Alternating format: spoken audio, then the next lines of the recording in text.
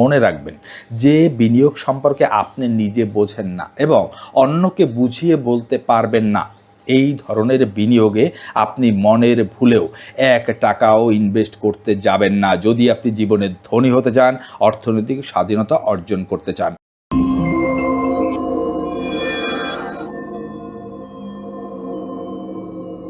পাঁচটি জিনিস আপনি জীবনে কখনোই মনের ভুলেও কিনবেন না, কারণ এমন কিছু জিনিস রয়েছে যা যদি আপনি কেনেন তাহলে আপনি ধনী না হয়ে উল্টো গরিব হয়ে যাবেন। এই পাঁচটি জিনিস ইহুদিরা কখনোই কেনে না, তাই তারা পৃথিবীতে এত বেশি ধনী। দেখুন, টাকা ইনকাম করা অবশ্যই জরুরি, কিন্তু তার চেয়েও বেশি জরুরি সেই টাকাকে ধরে রাখা এবং সেই টাকাকে বাড়ানো। আজকের এই ভিডিওতে আমি আপনাদের সাথে 5টি কালোজয়ী আর্থিক নিয়ম আলোচনা করব, যা শত শত বছর ধরে মানুষকে ধনী হতে সাহায্য করেছে। চলুন দেখে নেই কি সেই 5টি জিনিস যা আপনাকে কিনতে নিষেধ করা হয়েছে। 1 নাম্বার নিয়মটি হলো, আপনি কখনোই আপনার স্ট্যাটাস বাড়ানোর জন্য, শো অফ করার জন্য কোনো কিছু কিনবেন না। দেখুন, আমাদের মধ্যে বেশিরভাগ মানুষেরই একটি ঘোড়া রোগ রয়েছে, সেটি হলো আমরা মানুষকে দেখানোর জন্য, আমরা আমাদের স্ট্যাটাস বৃদ্ধি করার জন্য কেনাকাটা করে থাকি। ধরুন, আপনি একটি দামি আইফোন কিনলেন লাখ টাকার উপরে, আপনি সেটি কেন কিনলেন? ওটি আপনার কিন্তু একান্ত প্রয়োজনীয় নয়, কিন্তু আপনি এ কারণে কিনেছেন যে এটি আপনি আপনার বন্ধুবান্ধব, আত্মীয় স্বজন মানুষকে দেখাবেন এবং দেখিয়ে বলবেন যে দেখো, আমি একটি দামি ফোন ব্যবহার করছি, আমার স্ট্যাটাস অনেক হাই। এভাবে কিন্তু মানুষ বিভিন্ন ধরনের কেনাকাটা করে। দামি ল্যাপটপ বলেন, দামি এসি বলেন, দামি গাড়ি বলেন, দামি বাইক বলেন, এগুলো মানুষ কেনাকাটা করে অন্যকে দেখানোর জন্য।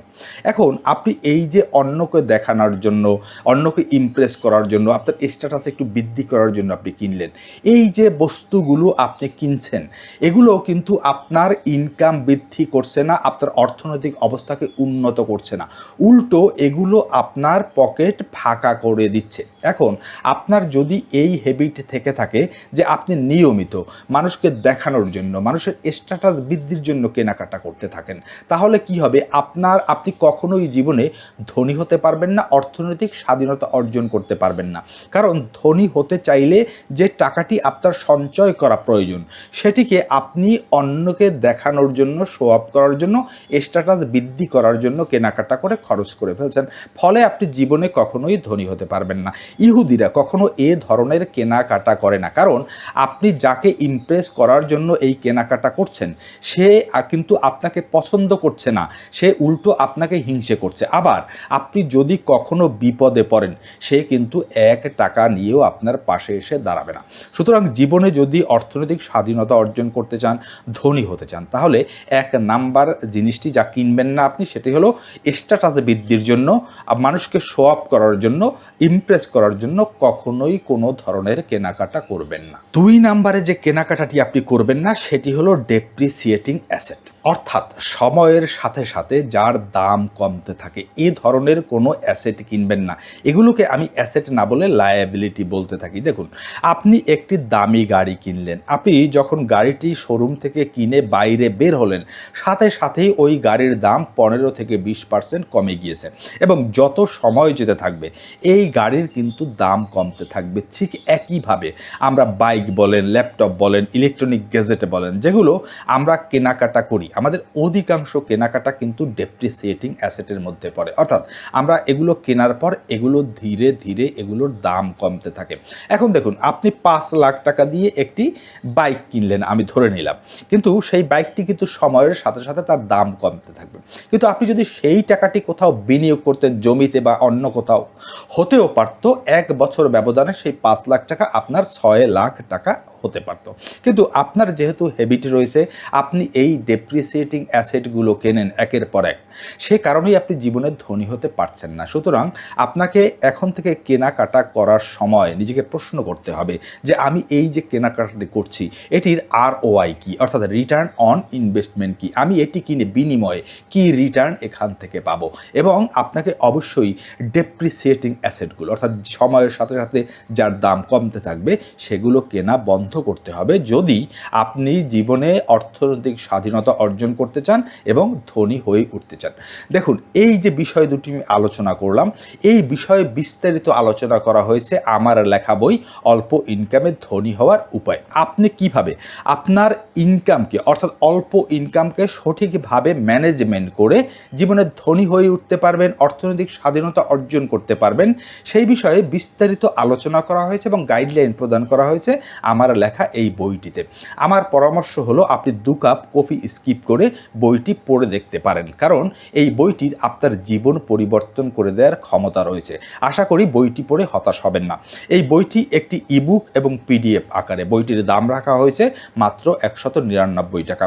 যারা বইটি ক্রয় করতে আগ্রহী তারা দয়া করে আমার এই স্ক্রিনে দেওয়া নাম্বারে আমাকে হোয়াটসঅ্যাপ করতে পারেন। 3 নাম্বারে আপনি অবশ্যই যে কেনাকাটাটি কখনোই করবেন না সেটি হলো আপনার নিয়মিত ইনকাম ছাড়া আপনি কখনোই রিকারিং এক্সপেন্স কিনবেন না। আমি আপনাদেরকে বুঝিয়ে বলছি, আমরা অনেক সময় আমাদের চলমান কিছু ইনকামের উপর নির্ভর করে আমরা ইএমআইতে বা কিস্তিতে অনেক জিনিস কেনাকাটা করি, কিন্তু দেখা যায় পরবর্তীতে হঠাৎ করে আমাদের ইনকাম সোর্সটি বন্ধ হয়ে যায়, তখন কিন্তু আমরা বিপদে পড়ি।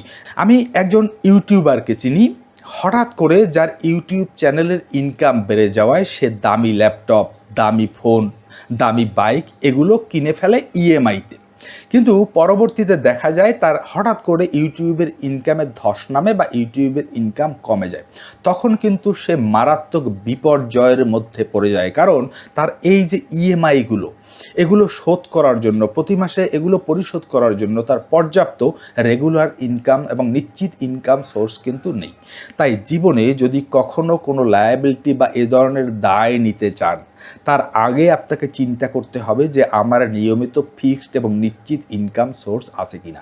যদি থেকে থাকে তারপরেই কেবলমাত্র আপনি এই দায় নিতে পারেন, আর যদি না থাকে মনের ভুলেও এই ধরনের কেনাকাটা করবেন না যদি আপনি জীবনে ধনী হতে চান, অর্থনৈতিক স্বাধীনতা অর্জন করতে চান।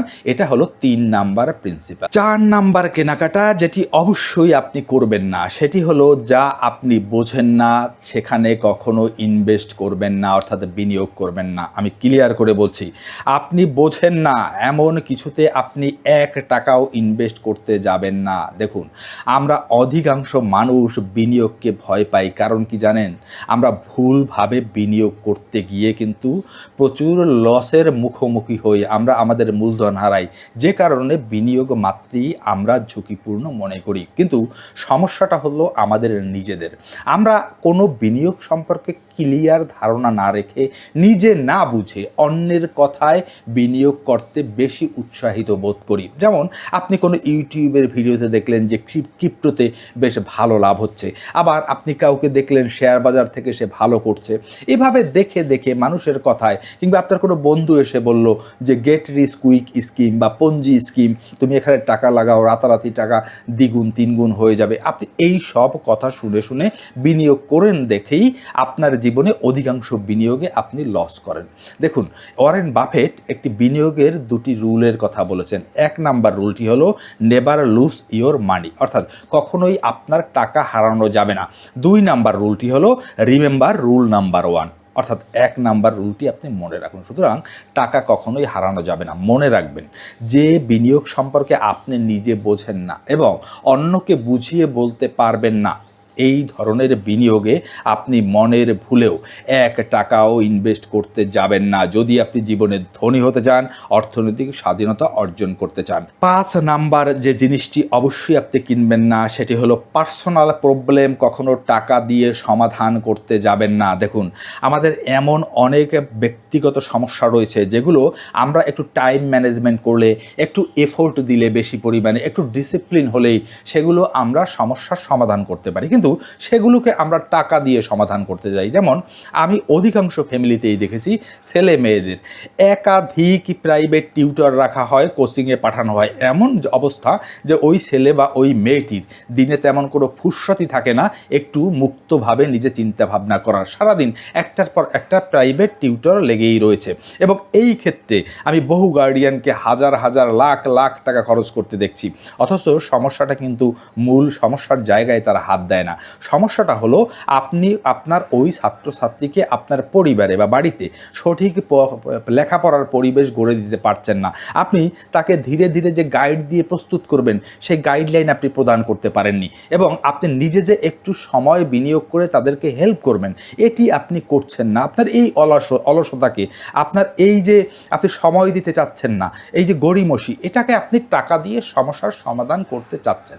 কিন্তু যদি আপনার এই অভ্যাসটি থেকে থাকে, আপনার বিভিন্ন পারিবারিক বা ব্যক্তিগত সমস্যাকে আপনি টাকা দিয়ে সমাধান করতে থাকেন, তাহলে কিন্তু আপনি জীবনে কখনোই ধনী হতে পারবেন না, কখনোই জীবনে অর্থনৈতিক স্বাধীনতা অর্জন করতে পারবেন না। আজকের এই ভিডিওতে আমি আপনাদের সাথে যে 5টি বিষয় উপস্থাপন করলাম এবং বললাম আপনারা কখনোই এই 5টি জিনিস কিনবেন না, এটি কিন্তু আমার মন গড়া কথা নয়। এটি ইহুদিরা শত শত বছর যাবৎ অনুসরণ করে। তাদের ধর্মীয় গ্রন্থ তালমুদে এই বিষয়ে বিস্তারিত নির্দেশনা প্রদান করা হয়েছে, আর এগুলো অনুসরণ করে বলে আজকে দেখবেন মাত্র 2 কোটিরও কম ইহুদিরা সারা পৃথিবীকে নিয়ন্ত্রণ করে। এখন কথা হচ্ছে, আমরা যেখানে যে ভালো জিনিসটি দেখব আমরা সেটি অবশ্যই অবলম্বন করা বা অনুসরণ করার চেষ্টা করব, এটাই নিয়ম হওয়া উচিত। আজকের এই ভিডিও সম্পর্কে যদি আপনাদের কোনো মতামত থাকে তাহলে দয়া করে কমেন্ট করে জানাবেন। আর আমার ভিডিওটি যদি ভালো লেগে থাকে এবং হেল্পফুল মনে হয় তাহলে লাইক, কমেন্ট এবং শেয়ার করে আমার পাশে থাকবেন, কারণ আপনাদের লাইক, কমেন্ট এবং শেয়ার আমাকে মোটিভেট করে আরও এ ধরনের ভিডিও নিয়ে আসার জন্য। দেখা হবে নতুন আরেকটি ভিডিওতে, সে পর্যন্ত ভালো থাকবেন। সকলকে ধন্যবাদ।